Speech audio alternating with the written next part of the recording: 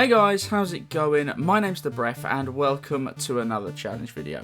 Today I'm asking the question, can you beat Pokémon Emerald Kaizo using only a single Pokémon? If you're wondering whether or not that sounds crazy enough, then I hate to break it to you, but I'm doing this as hella crazy as I possibly can by bringing you not one, not two, but 5 separate challenges in one video. Why am I doing this? Well, I think I'm done with Emerald Kaizo, at least for the time being. After all of the Nuzlocke streams, and the single Pokemon attempts on streams, and the challenge videos, I don't really have anywhere else to go with it, and the game itself is such a slog to play through. Although I find it fun, it's not something I want to do anymore for now. So I figured why not, as one last hurrah in the game, I do something big, and I think 5 challenges in one video is big enough of a project to undertake as a final goodbye. Now, what are those Pokemon? Well, I decided that given I'd started this sort of single Pokemon run in this game on stream using legendaries, I may as well finish it with a trio of legendaries from the Hoenn region. So the first 3 that we will be trying are of course Rayquaza, Groudon and Kyogre. As for the other 2, well, Kaizo has changed an awful lot from base Emerald, and some of those things are stats of some of the Pokemon. So I decided I was going to use 2 of them in Wailord and Sableye. Now, do I think for a minute that this is going to be possible with any of those 5? No, I don't. I genuinely don't believe it. I mean, I tried it with Mewtwo on stream, and we couldn't even get past Red in Victory Road. Now, just because I'm pessimistic doesn't mean I'm not going to try and exhaust every single strategy that I can think of to do my best to beat this game. Now, where do I think this run is going to die? Well, I don't think Rayquaza or Groudon are going to be able to make it past Glacier. Kyogre is probably going to struggle at somewhere like Drake. And honestly, seeing that Mewtwo couldn't even get past Red in Victory Road, I don't even know if Sableye and Wailord are even going to make it there.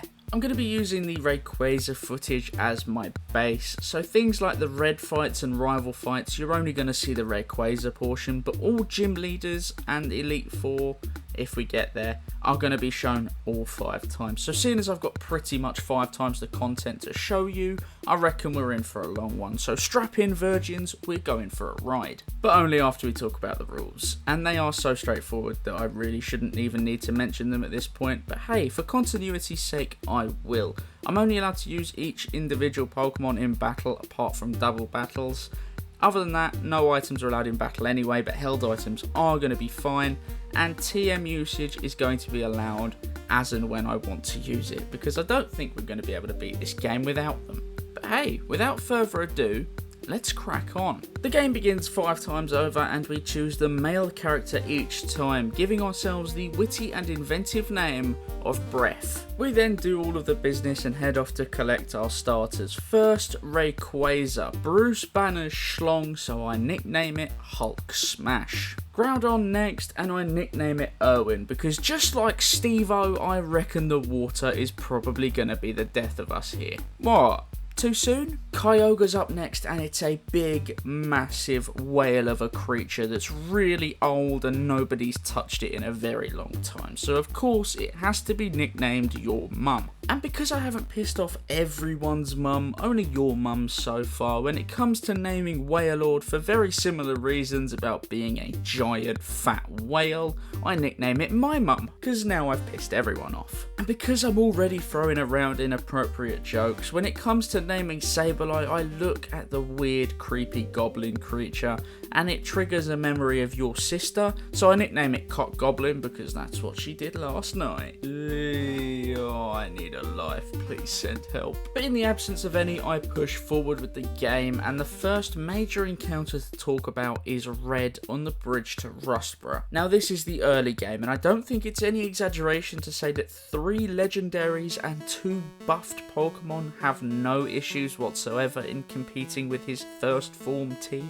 So beating him is only a piece of cake, and that means we get to go and tangle with Roxanne, and I'm a little bit frightened for this one. Rayquaza's weak to rock, Groudon doesn't have great move coverage, and despite the fact they've been buffed, Wailord and Sableye have pitiful physical defense, and that is going to be an issue. Honestly, for a legendary Pokemon, Rayquaza levels up a little bit faster than I was expecting, so by the time we beat all of the trainers available and only do a little bit of grinding, we're level 27, and it only takes us 2 attempts to beat her gym. When it comes to Irwin, I don't even bother beating all of those trainers, I just head straight in, and at a level in the early 20s, we use Mudshot and we use Ancient Power just to decimate her entire team. To speak about why your mum struggled to beat Roxanne, I'm gonna hand over to my Google Translate girlfriend. She didn't really struggle. The only thing that would have made it easier was if your mum had the ability to raise the moisture levels in the fight, but without water-type moves, your mum was relying on her sheer size and strength to win. Hasn't she got a gorgeous voice? When it comes to my mum, it's an easy enough fight. We got a strong water-type move and Roxanne's team has nothing. And finally, Cock Goblin. Despite lacking in physical defense and really many powerful moves to fight this team off, we are able to beat her first time, and I think our level has just a little bit of something to do with it. With that done, we do what needs to be done and we make our way over to Dewford, changing the trendy saying to, of course, I am hard. I'm gonna need to get that put on a t-shirt or something. Before heading in to the gym to fight Brawly. Rayquaza has Air Slash and is exceptionally over leveled, so Hulk Smash does what his name tells him to and smashes Brawly's gym apart. Irwin lost a couple of times because I didn't fight all of those trainers the first time, we were a few levels lower, but in the end Mudshot proved to be our friend. Your mum pretty much soaks his entire team apart from that Poliwrath, in which case it just uses Ancient Power. My mum had a very similar ride to your mum in this instance, and finally Cock Goblin. Well, Cock Goblin had no issues whatsoever using Shadow Sneak.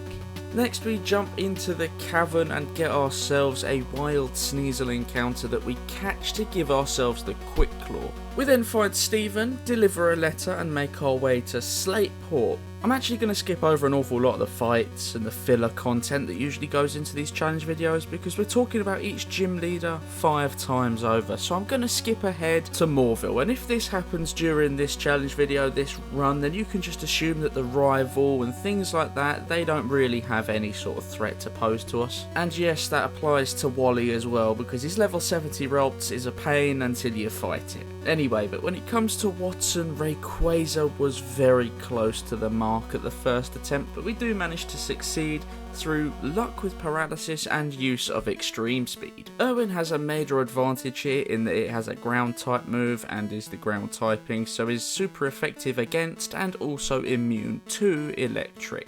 Imagine how easy this fight was. Both of our mums though, they were at a major disadvantage, being the water type. Your mum first, and well, I can only describe it as her muddy water that you can think for yourself as to where that was generated from. Well, that sweeps the entire team in one shot apart from Lantern, who it takes 2. My mum struggled really hard here, which caused me to go and do an ungodly amount of grinding, which is not a sentence I ever thought I'd say out loud. I ended up at level 50 for this one, and even then we got hit by paralysis 6 turns in a row. 6 turns. It was painful. Eventually we do win by the skin of our teeth, and we get to move on to Cock Goblin. Due to any sort of prowess in physical, special or any other forms of defensive stats, your sister's favourite Sunday activity needed to be a higher level than my mum did. This was a pain in the arse gym for those two, but fortunately they do pull through and we can plough forward with the challenge. The next major fight to talk about would probably have to be against Maxie at Mount Chimney, although before we get there we do have to do some things that include beating a certain hiker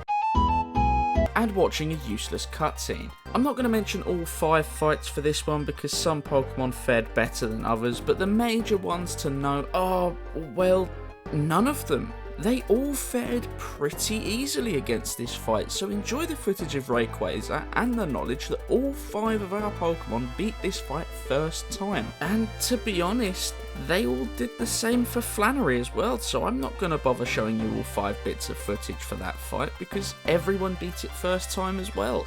This was such an easy point in the game, it blows my mind. Then, everything changed when the normal gym attacked. The first double battle of this game was brutal, and there is a lot to mention for this gym, and streamlining it down to normal time is going to be very difficult for me. Rayquaza first went into this fight at level 68 or something like that, I believe, and it was horrible. We got decimated by Norman. Even coming back a long while later and having ground up to level 73, it still wasn't enough, and ultimately we needed to fight all the way through to level 78, losing countless times to beat this one, and that's using Rayquaza, the strongest legendary that you can get in base Emerald.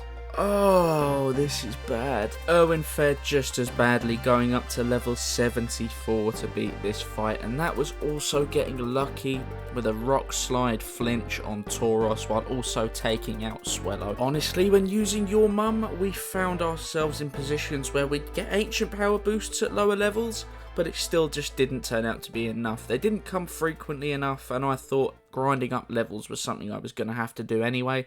So again at level 74 we get uber lucky. A couple of ancient power boosts were all we needed, and we managed to get them, and in the end it makes the fight look a lot easier than it was, but I reckon up to this point, using just those 3, I'd recorded an hour and a half's worth of footage, which doesn't sound that bad until you realise that speed up plays the game on something like 12 times normal speed, so you can work out the maths for how many hours I'd have had to have played just to beat Norman. As for my mum, we needed to be level 87, so you can imagine how horrible that was. And Cock Goblin, well, it was level 82 for that thing, and we only got lucky with paralysis and a crit, and that was through secret power. But honestly, this was brutal. So honestly brutal. Don't ever try this. Then we head up to the Weather Institute and do all of that stuff, being gifted cast forms. Cast forms that I take to spell out a message that I feel needs to be conveyed a little bit more, that more people should understand that this message is how Kaizo makes you feel. So yes, Kaizo can suck my balls. Luckily though, given our levels are so high, when we reach Winona we don't really have any problems. At least with Rayquaza, it's kinda straightforward, first time victory. Erwin was destined to have no troubles either, given that it has Rock Slide and it's pretty tanky as it comes.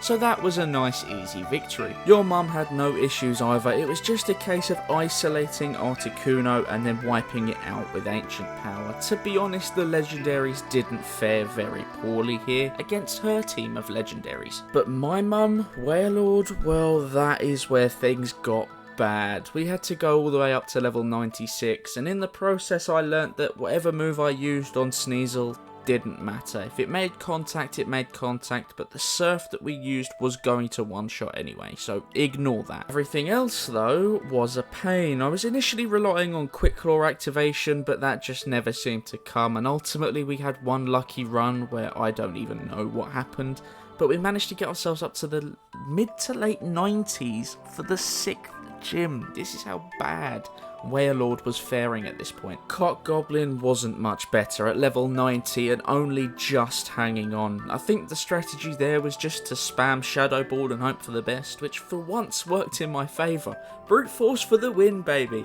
And that is 6 badges down, and I've only got a minuscule amount of lucid sanity left in this head, so we may as well lose that Bernie through the other gyms, hey? I'm going to jump straight ahead to Tate and Liza, because actually the fight in the Magma Hideout didn't have any sort of issues. It was pretty straightforward actually for our max level team at this point. But holy hell, Tate and Liza is a bad one. You know it's going to be brutal when I start off by saying that Rayquaza died so many times here that I genuinely thought that this run was ending here. I tried every permutation of held item that I could think of, from Charcoal to boost Overheat to Quick Claw to Shoal Bell, and it just wasn't working. I learned after many attempts that Overheat wasn't going to work because we needed as much health as we could, so I went and replaced it with the slightly less powerful flamethrower, and re-equip the Quick Claw. Bloody hell, that's hard to say in one take. To give him credit, Erwin actually beat this gym first time, although finished up on 9 HP. If it wasn't for the ability Rockhead, this would most likely have been impossible for him, and I would have had to call his challenge here. But thanks to that ability, you don't take recoil damage from using Overheat, or Double Edge, or anything of that sort. So those two moves pretty much swept this team apart. Make no mistakes, that is where the easy portion of this gym, and probably this game, ends. Your mum finished the fight on as pitiful low health as Groudon did, and it's not for the want of resets. This was as close as I could get it to come, and that was only because we got the critical hit on Archie.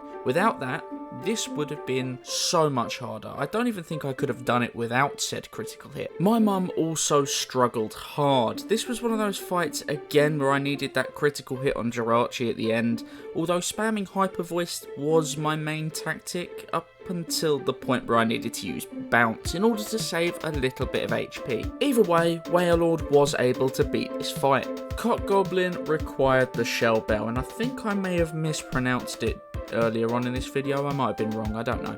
But it required that item, and without it, this would have been impossible. The HP recovery we needed from using Shadow Ball on Psychic type Pokemon was just enough, because other than that, we have no defensive stats, so we get completely and utterly swept. But that little bit of HP recovery that comes with dealing damage was all that we needed to just hang on and beat this fight. It's looking good for Cock Goblin, but Wailord I don't really know. After that we did the double battle, but that was actually really easy because the AI seems to target Steven's Pokemon first, so that's completely irrelevant. We then do our usual diving down to discover Satopolis, finding our way to Pacifidlog just to save time later, fighting a certain swimmer.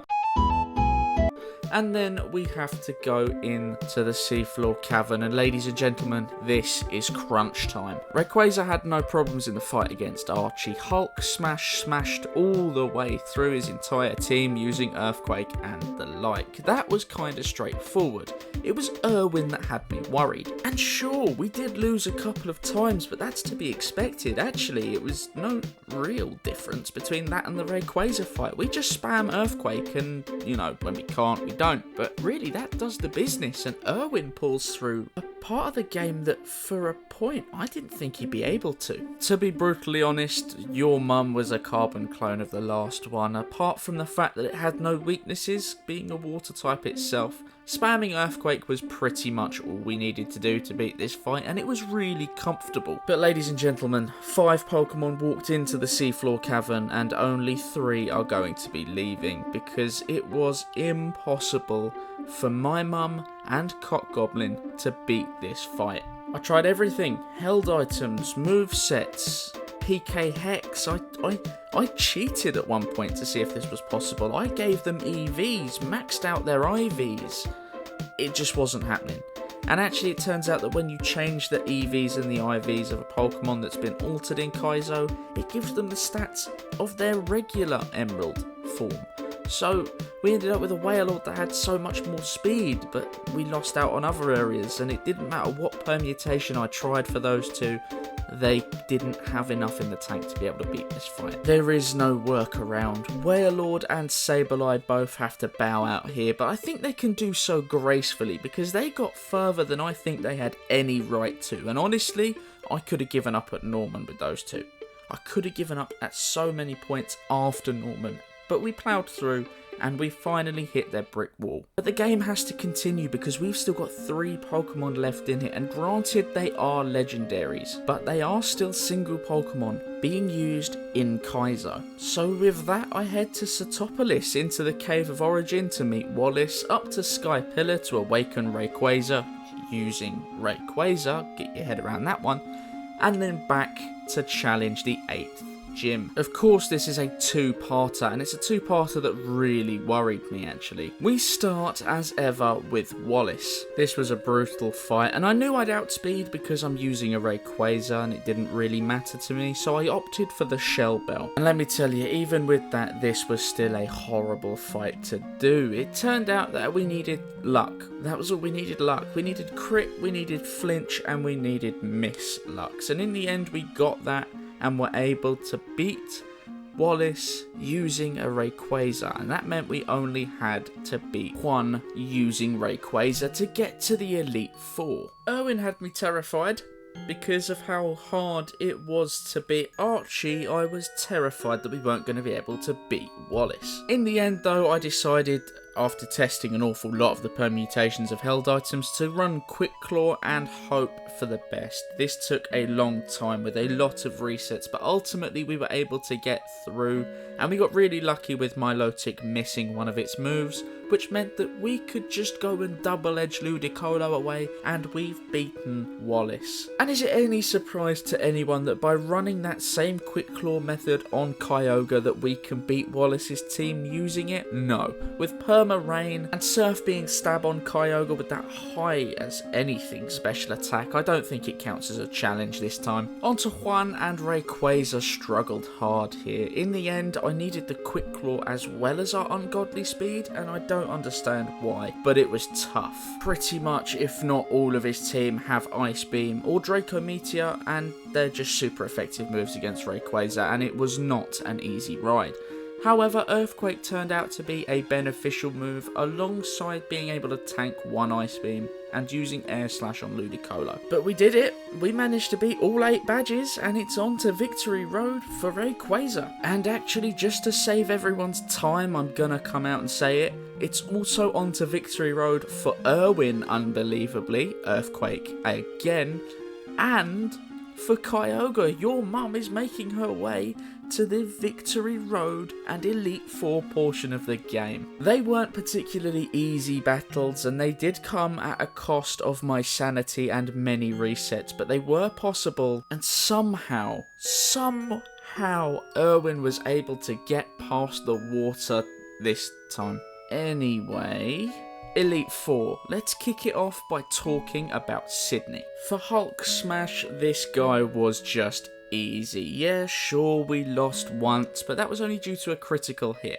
This time, the winning attempt, no problems whatsoever. Shell Bell all the way, and we are moving on with Rayquaza. And in fact, the story doesn't differ much between Erwin and your mum either. All of them are moving on to Phoebe. For Rayquaza, tackling Phoebe was difficult, but only in the sense that we needed a little bit of luck. We needed flinch hacks, and we needed a little bit of luck with misses. We got those, and Shell Bell health recovery was more than enough to see us through. For Erwin, something very similar. Earthquake, Rock Slide were our best friends for this one, and we got very lucky because we could have gone down to her Sableye, but we didn't, thanks to a critical hit. For your mum, I knew flinch hacks were probably going to be the best way to go about it, so prior to going into the Elite Four, I'd replaced Surf with Waterfall, and it turned out to be a good decision because those flinch hacks from Waterfall really helped us through this fight. And on to the third member of the Elite Four, Glacier, with all 3 of our legendaries still going. And Glacier really did make me think that it was going to be down to 0, to be honest with you, because this is a nasty fight to take on. I'd packed Rayquaza's moves with flinch ones, and I'd given it the Quick Claw, and it still took many a reset. I think I was here resetting for a good hour. I'm not actually exaggerating on that. There's at least an hour's worth of footage trying to beat Glacier. And in the end, it came down to luck. It was just flinch hacks and Quick Claw activations that saw us through. And really, that's all I've got to say. It's just a miracle that Rayquaza was able to beat this fight. I'm actually going to shake up the order a touch now and talk about the Kyogre fight first, because there's more to say. We were at the disadvantage here because we've not got enough PP on our moves that can do a lot of damage to her to see it through the entire team, and with the Perma Rain, actually her moves are going to do more damage than I think mine will. It took me a good 25-30 minutes worth of attempts before I was able to get a run where we got Ancient Power Boosts and Waterfall flinch hacks, and really I was just amazed. But Kyogre does go through to fight Drake. Erwin, however, this is the end of the line for Erwin. Yeah, I tried everything. I tried flinch hacks, I tried different held items, Shell Bell, Quick Claw, all sorts. I couldn't get it to work. The Perma Rain worked against us, and of course our weaknesses because of our typing really didn't help. I even went and did the EV-IV thing to see if there was any way that this could be done using just a Groudon, and unfortunately, no matter what I tried, it couldn't be done, which is where I have to draw the line, unfortunately, and say this cannot be done.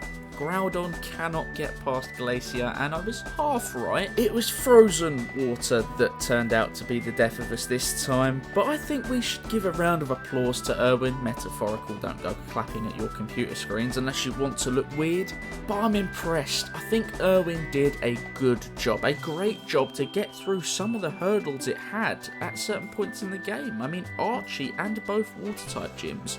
That's a good running. But anyway, then there was 2, and we make our way to the final member of the Elite Four, and things are getting tense now.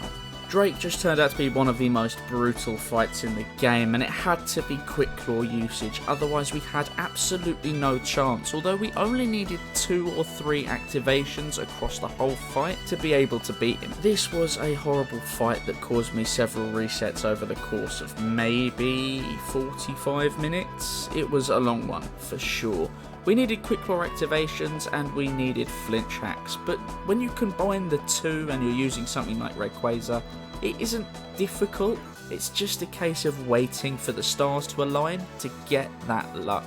Once we do, we beat Drake and it's on to the champion, the final fight for Rayquaza. Your mum had a much easier ride through Drake, and let me tell you why. We beat him 3rd time. I made a specific note of that because I was amazed. Quick Claw and Ancient Power is an overpowered combination, especially when it's used on a legendary like Kyogre. We managed to get Ancient Power boosts on 2 of his Pokemon, and those 2 stat increases were just all we needed. We tanked hits, and we decimated Pokemon left and right, and that meant that we've got 2 Pokemon. Both our remaining Pokemon are moving on to the champion. Oh, and when this fight came up, I was just sat there thinking, there's no way, man, there's no way that this is going to be possible, is it? There's not a chance. I thought this is where the run dies, and we can give ourselves a round of applause for getting so far in the first place. And then I kicked off the fight. Turned out that this was one of the most difficult fights I've had to go through because I genuinely believed it to be possible, and that meant I wasn't going to give up. Do you know what? I'm going to come out and say it. For Rayquaza, save states were used because we needed Quick Claw activations on ridiculous numbers of his Pokemon. I think we needed 4 activations throughout the fight, and if they happened back to back, then that was perfect. That didn't happen, even with the save states, but eventually Mewtwo goes down, and so does Deoxys, and that is it. We've beaten Pokemon Emerald Kaizo using only a single Pokemon, a Rayquaza. I'm not celebrating this one too much. It feels dirty, it really does, because I use save states. But we still got one more Pokemon to try. And Kyogre, your mum steps up, and I know my tactic. I know it off by heart by now, because it's the same one that we used for Drake.